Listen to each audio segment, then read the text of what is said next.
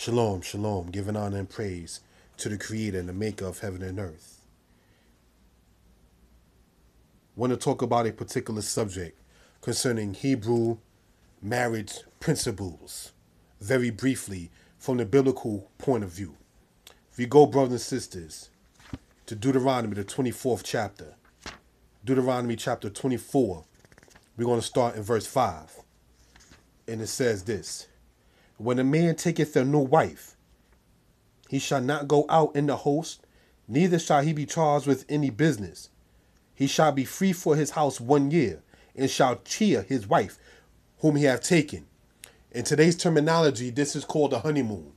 You understand? And that happens between him and his wife, that he is commanded within the scriptures here by the Most High to cheer her up. It is your duty as the husband of a wife to cheer your wife up. She's not supposed to be sad and upset and so forth and so on. You understand? So let that be noted and understood. There's like the modern terminology, a happy wife is a happy life. Proverbs chapter 18, verse 22. And it reads on this wise. So that way we can gain some understanding concerning this kind of thing. Whoso findeth a wife findeth a good thing, and obtaineth favor of the Most High. So that's very important to let it be noted and understood. He who finds a wife finds a good thing and obtaineth the favor of the Most High. So let's bear that in mind as we go on in this presentation. Let's go to the book of 1 Samuel. Speak about David. 1 Samuel chapter 30. We're going to start in verse 5 and read what it says. And David's 2 wives were taken captive, Ahinoam the Jezreelitess, and Abigail the wife of Nabal the Carmelite. And David was greatly distressed, for the people spoke of stoning him, because the soul of all the people was grieved, every man for his sons and for his daughters. But David strengthened himself in the Most High, his king. So what's going on there is that the children of the Israelites, you understand, and the people of the Amalekites were at war one with another. You understand? And it says that certain of the people was taken as captives. So the Amalekites, which in Hebrew was Amalek, you understand, which basically means warlike. They basically were into living in what we call today the Sinai Peninsula. You understand? And when they went to war with people, they took captives. That's what happened in Exodus chapter 17. That's what happened right here. Some of those same Amalekites were part of the Hyksos that you read of inside of Egyptian records. But that's another subject. Now, in this particular portion right here, when you go to the book of 1 Samuel chapter 30, verse 5, it says that 2 of David's wives was taken as captives. So we already see part of how the Israelite culture was. A man had more than one wife. Okay, so let that be noted and understood. Let's go to verse 18. And it says, And David recovered all that the Amalekites had taken, and David rescued his 2 wives. And there was nothing lacking to him, neither small nor great, neither sons nor daughters, neither spoil, nor anything that he had taken to them. David brought back all. And David took all the flocks and the herds which they drove before those other cattle and said, This is David's spoil. So what's happening right here is that David went back to war with the people of the Amalekites and retrieved everything back that the Amalekites had taken from the Israelites. This is called war. This is called taking back what was taken from you. This is in the Holy Scriptures, which they call the Old Testament. It is not a biblical teaching that you just sit there and let somebody spoil you and you do absolutely nothing. You don't strengthen yourself in the Most High, like it says here in verse 6 that King David did. You just sit there and say, well, if that's what it is, that's just what it is. No, you got to have courage to stand up for yourself. You understand? So let that be noted and understood. The men like David were not, and the men like Samson were not throwing their hands up saying, don't shoot. Nah, they went to war against their enemies, man. You understand? Now, let's go, brothers and sisters, into the book of 1 Samuel, chapter 1. We're going to go to 1 Samuel, chapter 1, verse 7, and it says this. And as he did so year by year, when she went up to the house of the Lord, so she vexed her, therefore she wept and would not eat. Now this is talking about the situation with a lady named Hannah, the wife of Elkanah, and another lady named Penina, who was also the wife of Elkanah. One had children, the other one did not have children.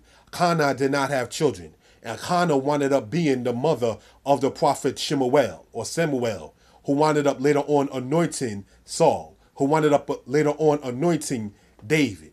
You understand? So Samuel was a very great person in what you call today's terminology having clout within the ancient Israelite order. All right? 1 Samuel chapter 1, verse 8.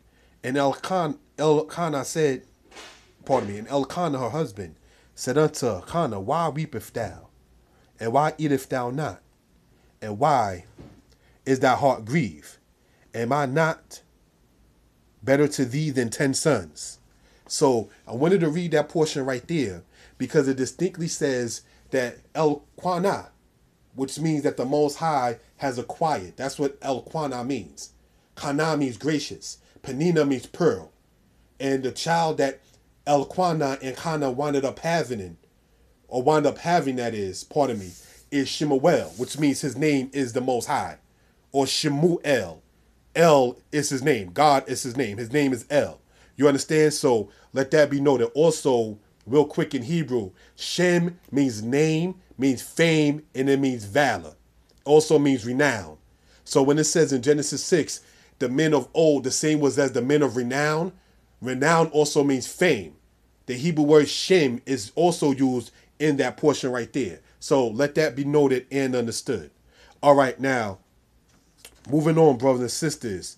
It says that Elkanah said to his wife, Hannah, is he not better to her than 10 sons? See, this is part of the Hebrew culture once it comes down in reference with marriage. You got to be able, as the man, to make sure your woman is happy. And when she's unhappy, you got to make sure you're there to be able to cheer her up. That means if you're able to sit there and even speak about how you are great unto her, she's supposed to be able to say, yes, you know what, you're right. Everything's going to be okay. And actually, in her particular case, it wasn't just okay. It actually was better than what she probably would have thought. You understand? So let that be noted and understood.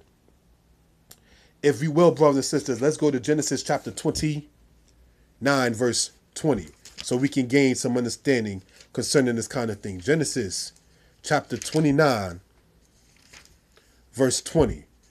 All right? And it reads as follows. We are in Genesis 29:20, and it says the following.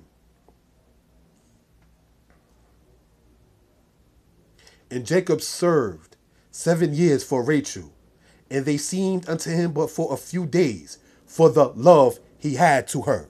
So what's being stated, all right, in Genesis chapter 29, verse 20, so that way it can be seen, it says what? And Jacob served 7 years for Rachel, and they seemed unto him but for a few days, for the love he had to her. See that word right there? Even as the rapper before he lost his mind, KRS-One said, love is very, very strong word. Because when a man has love for a woman, it shows. There's nothing wrong with telling your wife that you love her. But when it is shown, she knows it's there. And if she's being receptive of it and respects you and likes you and loves you in the same manner, she'll show it back. And then you'll see it blossom and grow. Let's go to Proverbs 17, verse 17. So we can gain an understanding concerning this kind of matter. We are in Mishle, or Proverbs 17, verse 17. And it says the following. A friend loveth at all times, and a brother is born for adversity. So when it says right here, a friend loves at all times, You and your wife are supposed to be friends with each other. That's how Deuteronomy 24 verse 5, when it speaks about him cheering up his wife. That's how Elkanah was able to say what he said to his wife Kana. You understand? So let that be noted and understood. You have some unfortunate people who don't understand that love is needed to maintain a marriage. You have some people who sit back and think that marriage should be treated as a business. No, that's what's unfortunately happened in the black community now with Planned Parenthood, with family court and so forth and so on, and child support cases and so forth and so on. That's how marriages and the outcome of marriages, that is to say the children, are being treated as a business. And that's a horrible thing, as we see. Now, I want to go over a couple of definitions, because you have some people who want to sit there and teach that what is called polygyny, which is the practice of a man having more than one wife, is against the scriptures, which is not. So I'm going to read a couple of definitions so we can gain some understanding concerning this kind of matter. The definition of polygamy is as follows: the practice or condition of having many of several spouses, especially wives, at one time. Now that right here is the definition of polygamy. It says the practice or condition of having many or several spouses, especially wives, at one time. Now this right here is the definition of polygyny. Notice one is spelled different, polygamy, and this here says polygyny. It's a difference. It says as follows: the practice or condition of having more than one wife at one time. So, polygamy is when any male or female has more than one spouse at a time. And polygyny is when a male has more than one wife at one time. And here we see what is referred to as polyandry. And it reads as follows: the practice or condition of having more than one husband at one time. So that right there is obviously against the culture of Israel. A woman cannot have more than one husband at one time. Okay? Because that's called adultery. Now, adultery in the Hebrew culture is defined when you go into, let's go there, Leviticus chapter 18, all right, verse 20, so we can gain an understanding concerning this kind of matter. And it reads as follows: thou shalt not lie carnally with thy neighbor's wife, to defile thyself with her. Let's go to Deuteronomy chapter 22. We're going to start in verse 22, so we can gain an understanding concerning this kind of matter. And it says, if a man be found lying with a woman married to a husband, then they shall both of them die, the man that lay with the woman and the woman. So shall thou pull away the evil from Israel. So, adultery is when, in the Hebrew culture, when a man, whether he is married or not, has sexual relations, lying carnally, having sex with a woman who is married. So let that be noted and understood. So therefore, what is referred to as polyandry cannot work inside of the culture of Israel. Now, polygamy is when a man has more than one wife or a woman has more than one husband. Polygyny is when a man has more than one wife. And that is not frowned on in the culture of Israel. It is only, brothers and sisters, people who lack understanding or try to bring their own personal emotions into a situation. If the practice of polygyny is not for you as a man or for a woman, that's on you. That's your portion. Nobody's trying to force you to do anything. But at the same token, if you know that it was not condemned by the Most High, and we see David doing it, we see Samuel's father doing it, and when you read on your own, you find out that Moses did it. You understand? It was not frowned upon within the culture of Israel. You see, so now you have some who say, okay, well, if you look at the situation with Adam, he only had one wife, and so that was the original intention and so forth and so on. But now you see that there's more females than males. So if every one male had only one female, then what are the other females supposed to do? That right there is just showing you that what is referred to correctly as polygyny is not against the ways of the Most High in the scriptures.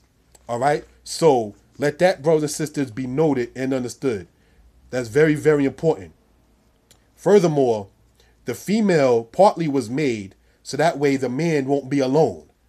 And you will find in your own time that the majority of the women who complain about polygyny are miserable, single women.